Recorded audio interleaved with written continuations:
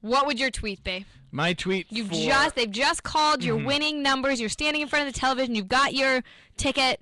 They're all correct. You've won $100 million. You won Powerball. Oh man, Powerball. This is a whole new ballgame. I would probably toss my phone and shatter it because who cares? Well, I think you're still gonna need it. I mean, there's nothing better. No, you get a new one. iPhone. I mean, how many are you gonna buy? I'd get 4. I get 4. I don't know. One for tweeting, one for Facebook, one for texting, one for calling.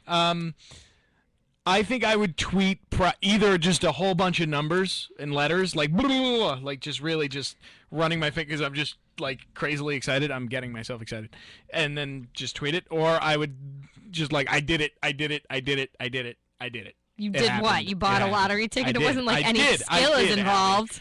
I'm getting defensive, but I didn't win. I don't think I'd want a lot of people to know. I would. I'd want everyone to know. Really? I think your friends will treat you differently. Because let's say you go out to dinner with your friends. You're the multimillionaire and you don't pick up the check. I'm not paying. You ask for split checks. That's going to look poorly on you. Here's the thing. I'm the same with and without money. But you don't know how you're going to be with copious amounts with of that money. Much money. Yeah, I guess you're right. But, like, I don't know. If I'm going out to dinner with you and we're not dating, I mean, like, maybe sometimes I'll buy it for you, but honestly, not 100% Even if you're of the time. $100 million and I don't have 2 pennies to rub together? Not a shot, man. Wow, you're brutal. I would tweet, mo money, mo problems, and be real cryptic about it. And because I don't think I'd want a lot of people to know. And I really do think having that much money would create some new problems in your life. Now, are you taking the lump sum or are you taking it in installments? I'm taking the lump sum. How much do you trust yourself? I'm taking the lump sum, and I'm going to donate a good portion of it, at least 25 of it. I would set up my whole family for life, give to charity and get very involved with that. Continue to do things I love. I wouldn't I wouldn't drop out of school. I'd just pay for it.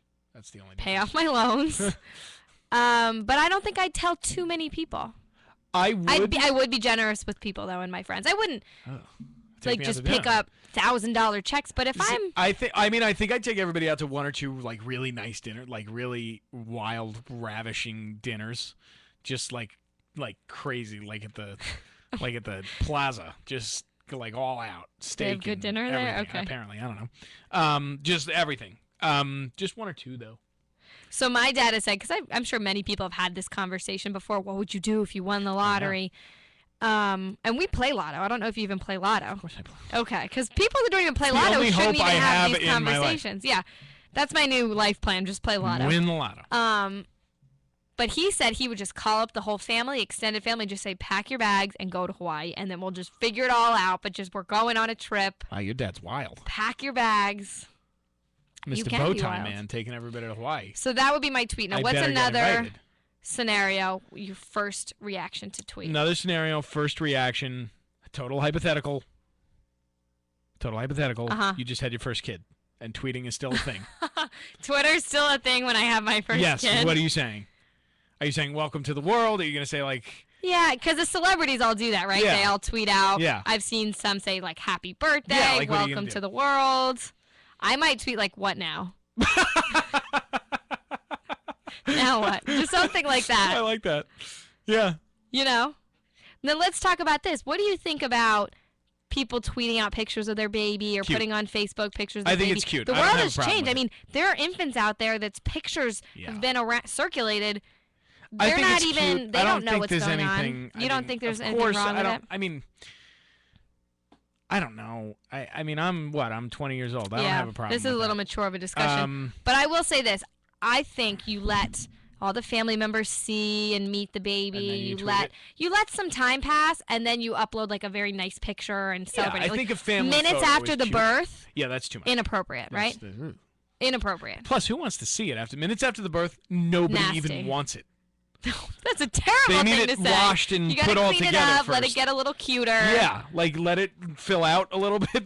Okay. Because it just got squeezed. It's like a cheeseburger, right? Yeah, no, it needs to be taken care of. Okay. It needs like a spa day before the picture. Your baby needs to go to the spa before you can upload a picture. Because honestly, when it comes out, everybody's just like, what is that? Yeah, when my sister was human. born, I thought she was the ugliest. I was like, yeah. She looks, that's not cute. No. Because it's like they can't open their eyes. They got There's fluids weird and, like, fluids everywhere. yeah, it's disgusting. I don't know. I don't want it. I mean, I've never seen a baby being born. I've seen it only on television. So let me tell you, your wife just had the baby. They go to pass it to you. You're like, no. I'm like, I'm going to pass. Bath. You're just going to pass Bathe, please. I'm going to suggest kindly that they bathe it first.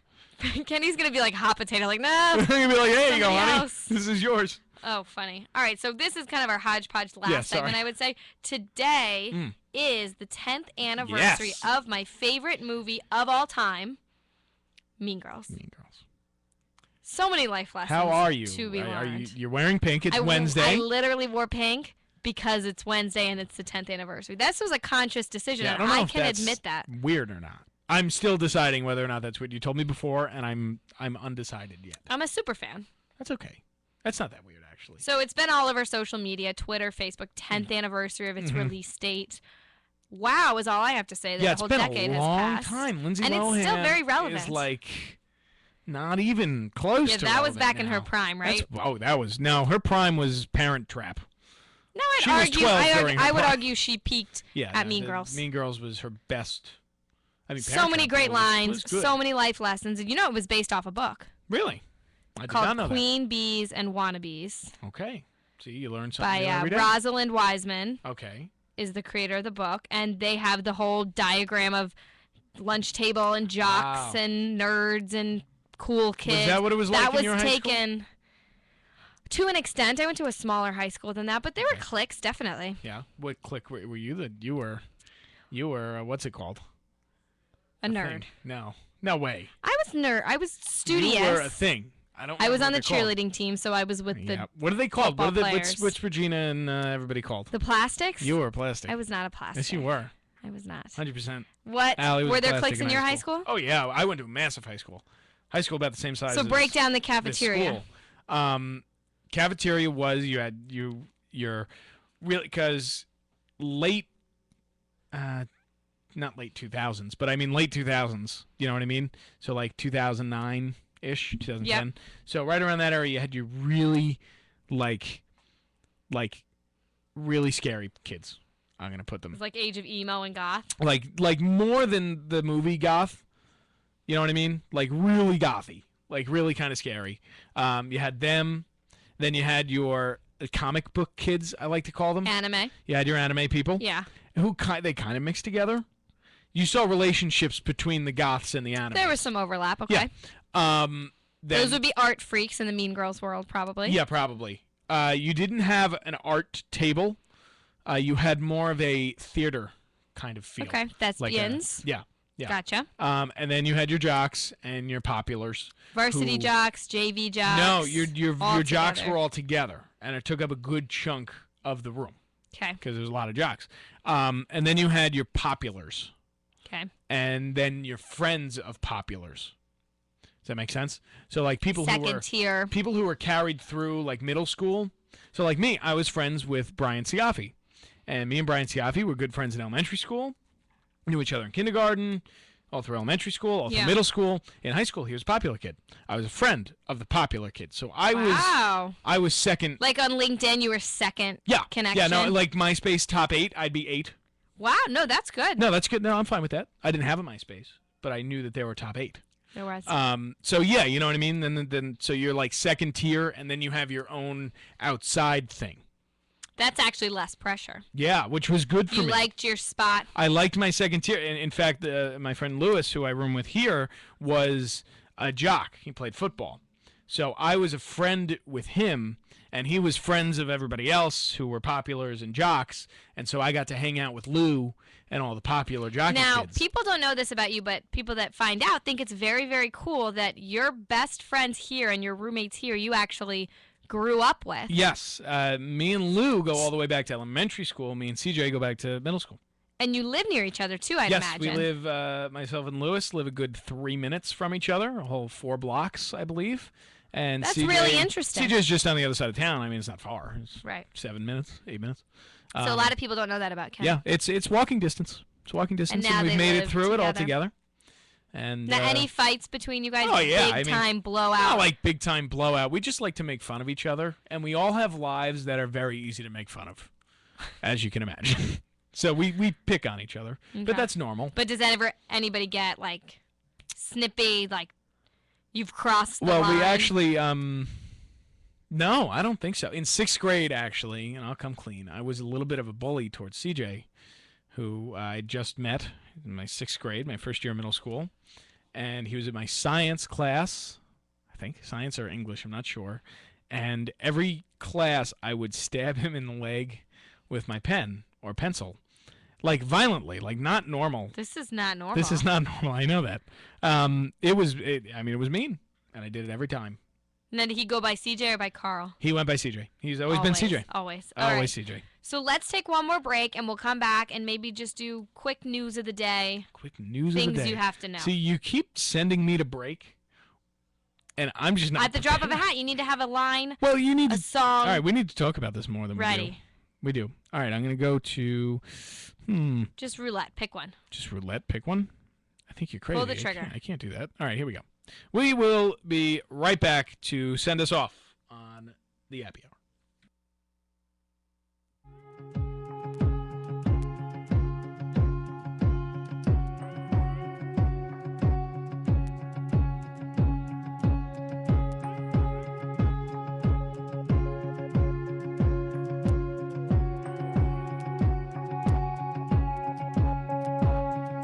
I'll never settle down. That's what I always thought.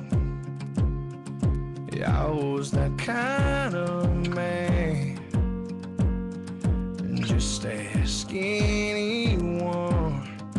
I don't dance, but here I am, spinning you round and round in circles. It ain't my style, but I don't care. I'd do anything with you anywhere. Yes, you got me in the palm of your hand, 'cause I don't